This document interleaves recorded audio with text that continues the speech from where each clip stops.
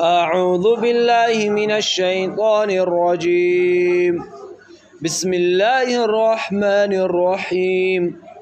يا أيها الذين آمنوا اتقوا الله وابتغوا إليه الوسيلة وجاهدوا في سبيله لعلكم تفلحون. صدق الله العظيم. نن به د سوره مائده درس نمبر 200 شروع کو. په نن درس کې به آیات نمبر 15 ترجمه او تفسیر وکړو. یا ایها الذین آمنوا، اغه کسانو چې ایمان راوړی دی، اتقوا الله یعنی مؤمنانو ویریږئ تاسې له الله څخه، وابتغوا الیه الوسیلة او طلب کړئ تاسې له الله څخه چې شی وسیله په طاعت سره، وجاهدوا فی سبیله او جهاد وکوي په لاره د الله کې چې د الله کلمات څه شي اوچته شي، لعلکم تفلحون لپاره د دې چې مراد ته ورسیږئ تاسې. نن درس کې الله سبحانه وتعالی متاسې ته یوه ډېره اهمه موضوع بیانوي چې هغه د وسیله. اول به راشو چې وسیله چاته یایي، وسیله به څه طریقې سره متاسې کوو، او وسیله سره دعاګانې قبلیږي او کنه، آیا هر څوک وسیله کولی شي او کنه، وسیله صرف په عبادت سره کیږي که په اعمالو سره هم کیږي او که په نیکو افرادو سره هم کیږي. نو انشاءالله د دغو سوالاتو جوابات به نن درس کې موږ بیان کړو. اول به راشو الله پاک متاسې ته مخاطب ده، یا ایها الذین آمنو، ای هغه کسانو چې ایمان راوړی. ایمان چا راوړلی؟ متاسې الحمدلله ټولو راوړی دی. نو الله پاک متاسې ټولو ته یایي، تا ته یایي، تا ته یایي، هر چا ته یایي. دا د قرآن د بیانولو یو ښکلی انداز دی. داسې یو عجیبه کتاب دی چې تی کله ځان سره مطالعه کوي، په ترجمې پوهېږي تی بس الله ما سره ډایرکټ خبرې شروع کړي دي. ډېر خلک کتابونه لیکي چې یا یې بس سر نه بوج ارولي، او چې یو ورته دی ووي دویم ورته سره خو بیا ارخلې نه، یا یې کابورډ ته ورکوي، یا چا ته تحفې کې ورکوي، یا کور کې بس پروت وي. او دا قرآن عظیم یو واحد کتاب دی چې څومره یې یا هغومره خوند ورکې زیاتېږي. ما تاسو ته هغه ورځ هم دا خبره کړې وه چې د رسول الله صلی الله علیه وسلم د زمانې نه تر اوسه پورې علماء کرام د دغه تفسیرونه لیکي چې یو عالم کوم تفسیر لیکلی چې د بل کس هغه سب اسمان ځمکه فرق وي. حالانکه هم د یو قرآن تفسیر به وي، خو یو عالم به په یو انداز لیکلی وي، بل به په بل انداز لیکلی وي، چې بیا بل کس هغه به دنه هیر شي. بس ته یې چې بس دنیا کې مې بل یو کاره نه وای، بس صرف همدغو ته ناست یم، همدا مې مطالعه کولی. داسې یو خوند ورکېده. ښه انشاءالله په دغه موضوع به ته بیا یو عرض خبرې وکم. اوس به د خپلې موضوع ته راشو. نو الله پاک خپله فرمایي وابتغوا الیه الوسیله، تاسې څه وکوئ؟ طلب وکوئ. په چا سره؟ په وسیلې سره. نو اوس به راشو وسیله په لغت کې چاته ویلی شي او په اصطلاح کې چاته ویلی شي. وسیله په لغت کې سبب ته ویلی شي، ذریعه، سبب. او په اصطلاح کې چاته ویلی شي؟ اصطلاح کې ابو قتاده رحمه الله یو لوی مفسر تیر شوی د ډېر ښکلی تفسیر یې کړی دی. همداسې نور تفسیر ابن عباس رضی الله تعالی عنه، تفسیر مجاهد، ابو وائل، حسن او نور اسلافو د وسیلې معنا په قربت سره کړی دی. او ابو قتاده رحمه الله فرمایي ای تقرب الیه بطاعته، وسیله چا دیلی شي؟ چې الله ته نږدې شه. په چا سره؟ د اطاعت سره. عبادات کوا خپله به الله ته ورنږدې شي. والعمل بما یرضیه، او داسې اعمال کوه چې په هغې باندې الله څه کېږي؟ راضي کېږي. دا وسیله ده. نو وسیله تعریف نه خو تاسې انشاءالله پوه شوئ. زه به تاسو ته د حدیث شریف یوه قصه وکمې، نو تاسې به د وسیلې په مفهوم او په ترجمې په هر څه به انشاءالله ښه پوه شوئ. موږ خو پیغمبر علیه السلام خپله صحابهو ته دا کیسه کړې ده بعضې کیسې نبی علیه السلام ته الله پاک بیانې کړي دي د پخوانیو امتونو، ځکه نبی علیه السلام نه هغه 600 زر کاله مخکې تېر شوي دي نیکان، خو جبرائیل امین علیه السلام په ذریعې سره هغه کیسې نبی علیه السلام ته شوي دي چې دا د خپل امت ته بیان کا، هغوی ته به ورکې فن او نصیحت وي، فایده به ورکې وي. دا سوچ ونه کوي چې بس دا مونه مخکې کوم امتونه تېر شوي وو دا ټول بس خپل ابده خپل ابته و، نه هغوی کې هم نیکان خلک وو. نو هغوی کې 3 کسانو په سفر روان وو. نبی علیه السلام دا صحیح حدیث شریف ده. 3 کسانو په سفر باندې روان وو، یارې کې دشت کې روان وو، باران په شروع شو چې اوس به چېرته ځو اوس به چېرته ځو چې کسې داسې یو غونډی ده غار غونته دی، هغه کې یو غار دی سروای. نو دوی هغه ته ورننتل چې دلته به لږ دمه شو دمه به وکړو شی به ویاخورو او څه به شي باران به ودارېږي.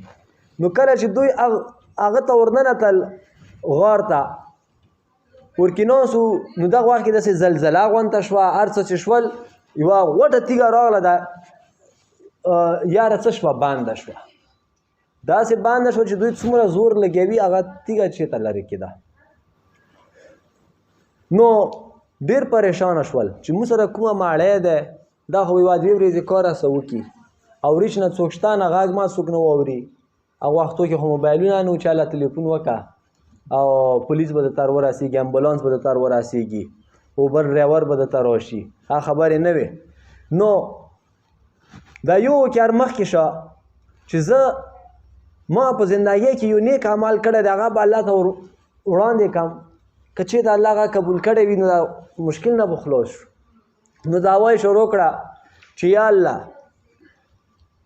ما سره یو غلام و، هغه ما سره کار کوله بیا هغه ما سره 100 روپۍ پاتې شوې او هغه هم داسې لاړه او هغه بیا بیخي رانغله.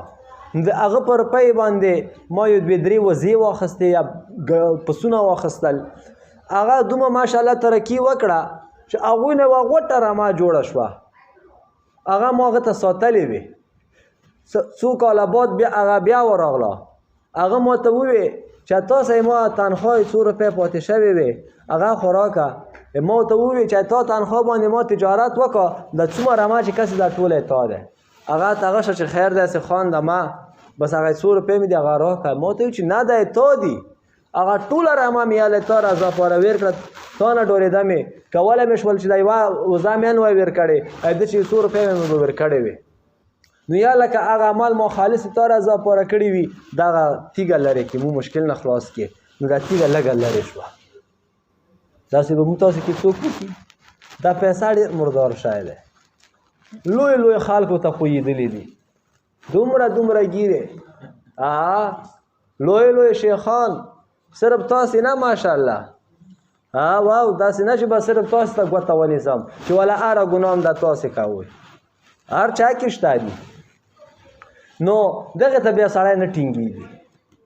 کله ما ته خپله یو نیمځي کې 2-3 پاونډه وي بس بیا مې خپې ورته خویېږي چې دا اوس څنګه سیټ ته کمې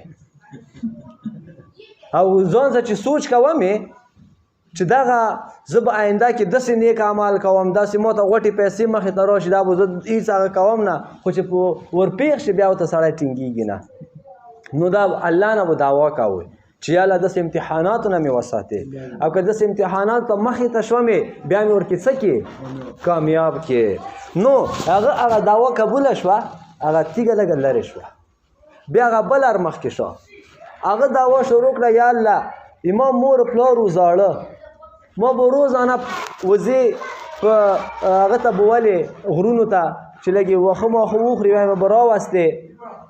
اول مې به شودې خپل مور پلار ته ویر کړې بیا مې به بچیانو ته ویر کولې. نو یوه ورځ یا الله زه ډېر لرې لاړ وم واښه نه وو وزې مې لرې بولې وې چې واپس ارتلمې نو ناوخت و شپې چې کور ته ورسېدمې مور پلار مې خو بیا ولي او بچیان مې د لوږې جوړېدل. نو ما شودونه ګیلاسونه ډک کړل مې همداسې ونیول او بچیانو ته وي چې پلاره موته راکړه ما هغوی ته نه ویر کولې چې اول مور پلار حق دی. نو تر سبیله پورې زه هغوی ته ولاړ ومې او بچیان مې همداسې وږي وده شول او چې هغوی مور پلار مې اروي شول په مور پلار مې شودې وچېکلې بیا مې په بچیانو وچېکلې یا لکه دا اعمال مې 4000 پوره کړی وي ته دا تیږه لرې نو تیږه نور هم لرې شوه نو دومره فاصله ورکې وه نو دومره کې خو سړی نه شي وتلی نو بیا دا دریا مار مخکې شو هغه ووي یا الله زه چې وم ډېر لوی ګناهګار وم لوفر ومې پیسې سره وې ګناهونه مې کول یوه ورځ زما تره لور وه ښه ښکلې ښه ځوانه پیغله هغه څه مجبوري وه پیسو ته ضرورت وه ما ته راغله چې پیسې راکړه ما ورته وویل چې د غلط کار مطالبه مې ته نه وکړه که دا هڅه کوي نو پیسې در کوم هغه مجبوره وه نو هغه غاړه ته کېدوله بس چې کله زه د غلط کار ته ښه برابر شومې ښه په ورباندې قادر ومې چې اوس څه وکړم بدفعلي وکړم خو دغې تره لوره ته ووې چې الله نه وډار شه یا چې دا خبره ته وکړه نو زړه کې مې ووې چې دا ښځه ذات الله نه دومره ډارېږي او ته نرې دا کار کوې یا بس عمل ته مې یا الله هغه پرېږدوله کنې دا ډېر سخته وي ځوان وې په قادر هم وې څوک وي هم نه ته بیا هم الله نه وډار شې دښته یې تقوا او آخر تره لور ته مې روپۍ ورکړې او غلط کار مې ونه کړ نو یا لکه 4000 پوره مې کړی وي دا تیږه لرې کې نو تیږه ټوله لرې شوه او درې واړه څه شول ووتل نو دغته څه ویلی شي وسیله بالاعمال الصالحه په نیکو اعمالو سره وسیله طلب کول چې د مشکلاتو کې ارګیر شوی نو زندګۍ کې مو چې ته نیک کار کړی وي الله ته هغه وړاندې کا یا الله ما هغه فلانکای کار کړی وه اوس دا مشکل سره مخ یم د هغو نیکو اعمالو په ذریعې سره د هغو په وسیلې سره دا مشکل مې څه کې حل کې نو بیا کسې تا دعوه څنګه قبلیږي